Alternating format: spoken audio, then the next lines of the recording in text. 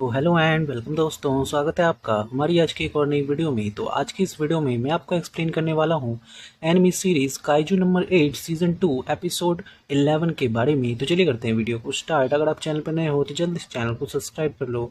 Episode 11 की starting होती है जहां पर हम देखते हैं टोकीको को, जिसके सामने एक बहुत बड़ा काइजू होता है एंड टोकीको सभी से कह रही होती है कि मैं इसे मारने वाली हूं। बट तभी अचानक से एक गोली आती है एंड वो काइजू एकदम से खत्म हो जाता है और ये देखकर टोकीको की आंखें खुली रह जाती हैं। वो कहती है कि ये क्या, इसने उसे 20 किलोमीटर दूर से मार दिया।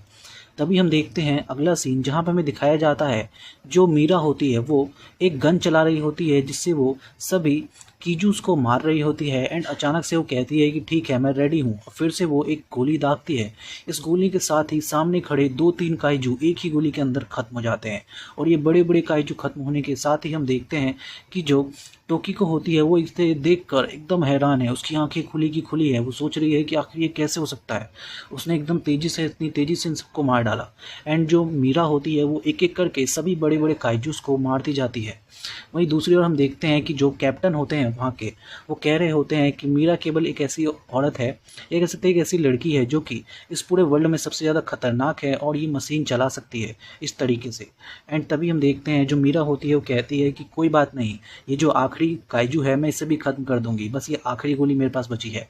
एंड हम देखते हैं वो उस आखिरी गोली का इस्तेमाल करती है और सामने खड़े काइजू को एकदम चीथड़ों में उड़ा देती है उस गोली के साथ। एंड तभी हम देखते हैं हिबिनो को जो कि कह रहा होता है एक काइजू पे खड़े होके, तो तुमने देखा है कितना अमेजिंग था। हमारे पास मीरा है जो कि इस तरीके के कमाल के काम कर सकती है, केवल उसी के पास इस तरीके की एबिलिटी है। तभी अचानक से मीरा उससे कहती है कि मैं ये सब बात सुन रही हूँ, तुम जल्दी से जाओ वहाँ से सारे के सारे जो सिटीजन्स हैं उनको वहाँ से बाहर निकालो और सेफ जोन में ले जाओ। तभी हम देखते हैं कि जो वहाँ पर जो रिसर्च टीम में लोग होते हैं वो कह रहे होते हैं कि अरे वाह, हम मेरे को लगता है कि जो ये जितने भी काइजू है ये सब खत्म हो चुके हैं। हमें इस तरीके की रिपोर्ट मिल रही है पूरे टोक्यो से और शायद ये सब तुरंत ही ख़त्म हो जाएगा। और तभी हम अचानक से देखते हैं कि दो कैप्टन्स ऊपर एक बिल्डिंग पे खड़े होकर कह रहे होते हैं कि मुझे नहीं लगता कि ये अभी ख़त्म होगा, क्योंकि मुझे लगता है कि जो ये काइजू नंबर 8 है, सॉरी काइजू नंबर 9 है, वो इसके पीछे नहीं है बल्कि उसका कुछ और ही मकसद है। एंड अचानक से हम देखते हैं काइजू नंबर 9 को जो कि कहता है कि मैं सरप्राइज़ हूँ, मैंने अभी तक इतने सारे काम कर दिए बट अभी तक काइजू नंबर 8 सामने नहीं आया, मुझे लगता है कि मुझे कुछ और करना होगा। एंड तभी अचानक से आसपास खड़े जितने भी लोग होते हैं, यानी कि जितने भी ऑफिसर्स होते हैं, उनके पास जितने भी कह सकते हैं कि सीवर की जो पाइपें होती हैं उनमें से बहुत तेज़ी से पानी आने लगता है पूरे शहर में एंड काफ़ी सारे काइजू सामने आ जाते हैं। तभी हम देखते हैं कि जो कैप्टन होता है वो कहता है कि अच्छा, तो तुम्हारा टारगेट मैं हूँ। बट तभी अचानक से बाकी के जो कैप्टन्स होते हैं वो भी कहते हैं कि ये क्या, मेरे सामने भी काइजू है। वहीं दूसरा एक और कैप्टन कहता है कि हाँ, मेरे सामने भी एक और काइजू है और हमें इससे लड़ना ही होगा। तभी हम देखते हैं कि जो रिसर्च टीम के लोग होते हैं वो कह रहे होते हैं कि ये क्या, ये तो काइजू नंबर 9 है, ये तो सबसे ज़्यादा ताकतवर काइजू है अभी तक हमने जितने भी मिले हैं।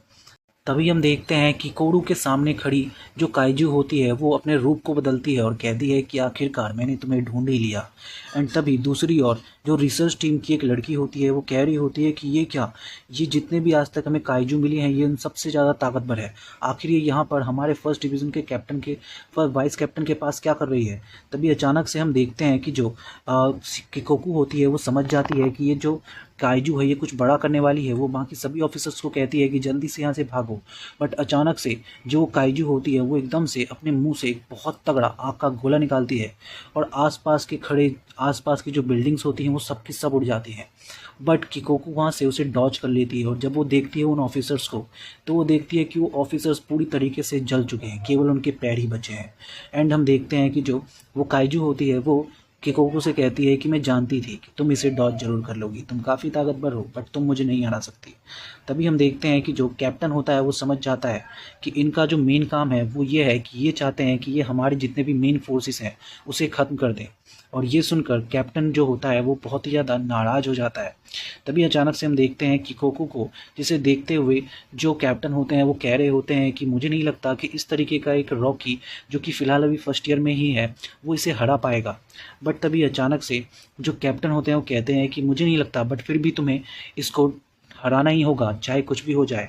ये बात सुनकर कोको अपने दिमाग में सोचती है कि मेरे को आज तक जब भी मैं इस तरीके की मुश्किल चीज़ों से घिरी पड़ी थी, तब मेरे को हमेशा कोई ना कोई मुझसे ताकतवर बचाने के लिए आया है। मैंने आज तक कभी भी इतने खूंखार मॉन्स्टर को नहीं हराया है, बट मैं अब की बार में सब कुछ लगा दूंगी, मेरे पास जो कुछ भी है, ताकि मैं इसे हरा सकूं। एंड हम देखते हैं कि दूसरी ओर जो एक दूसरा कैप्टन होता है, उसके सामने भी कई सारे काइजूस होते हैं, और उसके सामने जो काइजू होता है उसका नंबर होता है 11। हर काइजू का अपना एक नंबर होता है जिसके सहारे वो उसे पहचान सकते हैं।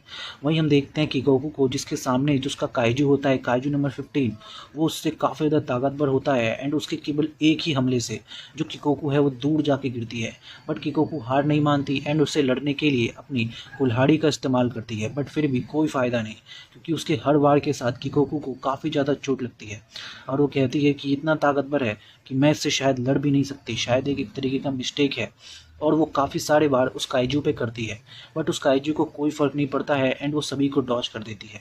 तभी हम देखते हैं कि जो किकोकू होती है वो कहती है कि मैं तुम्हें ऐसे नहीं छोड़ूंगी, एंड वो अपनी पावर को जल्दी से जल्दी निकालने की कोशिश करती है, जिसे देखकर कैप्टन कहते हैं कि अरे वाह, इसकी पावर को तो देख के लगता है कि अब तक के जितने भी फर्स्ट ईयर के लोग हैं, ये उन सबको पीछे छोड़ देगी।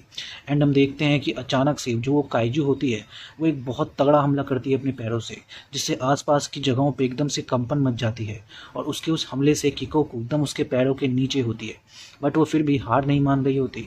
तभी किकोकू देखती है कि वो काइजू बहुत तगड़ा हमला करने वाला होता है, तो वो उससे बचती है और अपना शील्ड को बाहर निकालती है। बट अचानक से उस काइजू का केवल एक अटैक लगता है एंड उसकी शील्ड टूट जाती है, एंड किकोकू दूर जाके एक जगह पे गिरती है। और तभी उसके सामने वो काइजू आती है और कहती है कि अब कोई फ़ायदा नहीं, तुम मुझे नहीं हरा सकती इस छोटी सी कुल्हाड़ी से। एंड तभी दूसरी ओर हम देखते हैं एक कैप्टन को, जो कि अपने गन से सामने खड़े काइजू को मारने की कोशिश कर रहा होता है, बट कोई फ़ायदा नहीं। उसके केवल एक ही अटैक से, सिर्फ एक अटैक से जो कैप्टन है वो दूर जाके गिरता है, एंड उसके मुंह से खून ही खून।